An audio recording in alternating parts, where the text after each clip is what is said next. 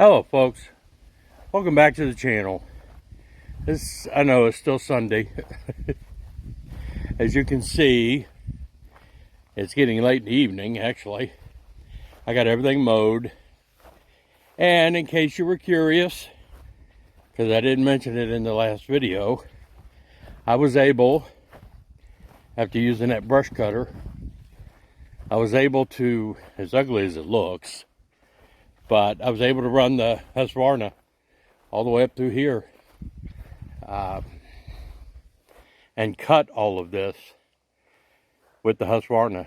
So after, a couple, 3 months of mowing this, every time we mow, this now is in the mowing rotation, it should get really nice. And whoop-de-doo, that's what we wanted.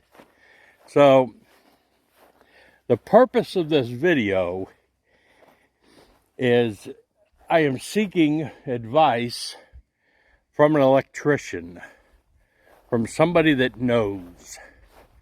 I am having 200 amp service brought here.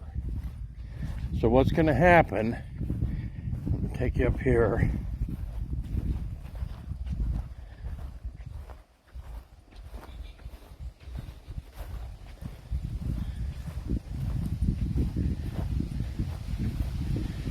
We're thinking of putting the meter base and the ground transformer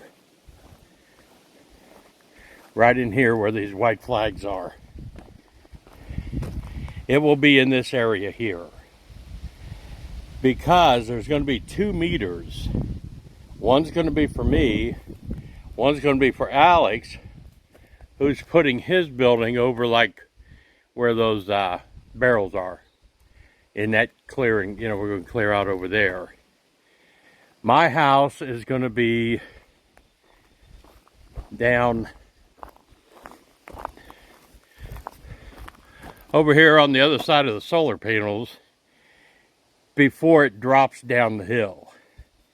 The slope ain't really a hill. So what I've got to do is set up my meter base and with a 200 amp cutoff switch. But what I want to do is go from that meter. I want a 30 amp receptacle in that box at the meter that I can plug the cabin in if I want to. I have a 30 amp RV plug in the cabin, on the outside of the cabin, wired to the service panel. So that way, anytime I would want to, I could just plug the cabin into that. So, and it wouldn't be all the time. Obviously, I don't use 30 amps because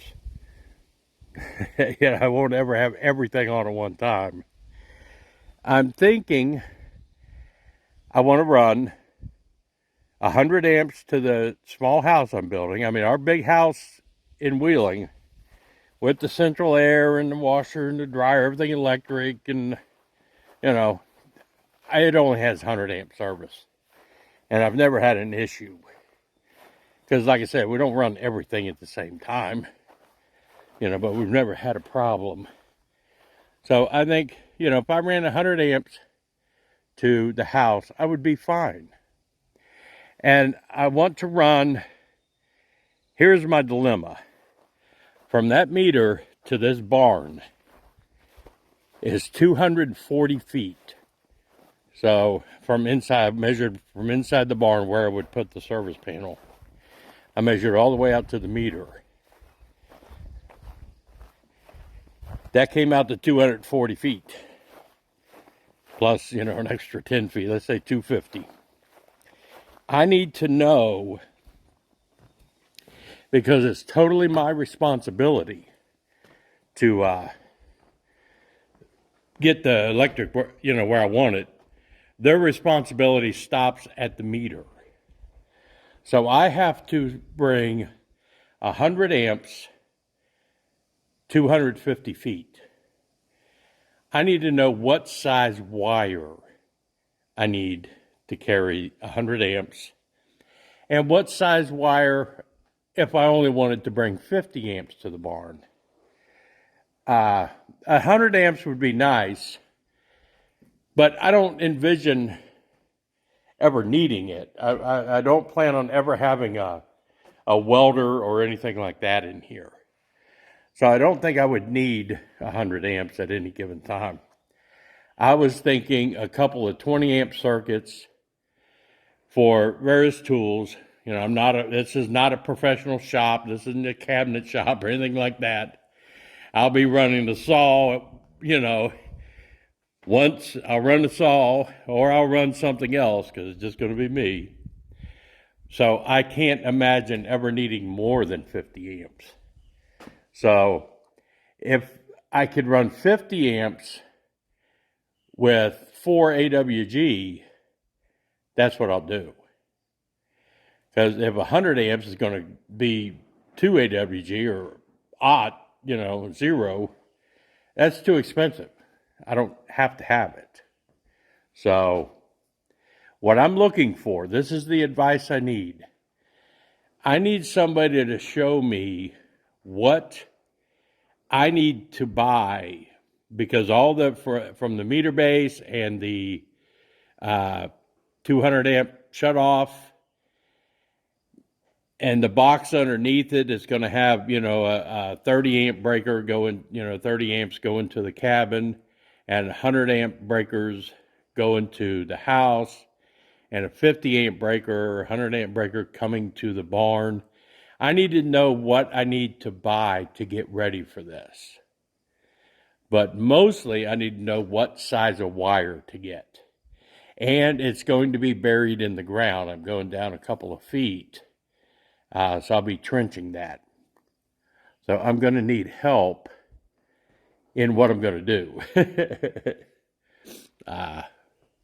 And like I said, depending on the size of wire needed is whether I'll run 100 amps to the barn or 50 amps. Because I really, again, I don't think I will need ever over 50 amps. I'll never need 240 service. I'm not a welder. I don't envision doing any welding in there.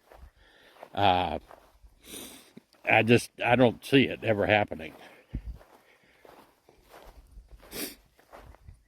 So that's the help I need. That's the advice I need. Now, obviously, somewhere around where these solar panels are right now is where the well is going to be. And I'll need, you know, 240 for that, but I'm going to be close enough to the meter base and the service panel there. I'll be able to run that. I may not even need 240. I mean, it's not a deep well. There's a well across the property line. You're not going to be able to see it now because everything's overgrown. But the well for this property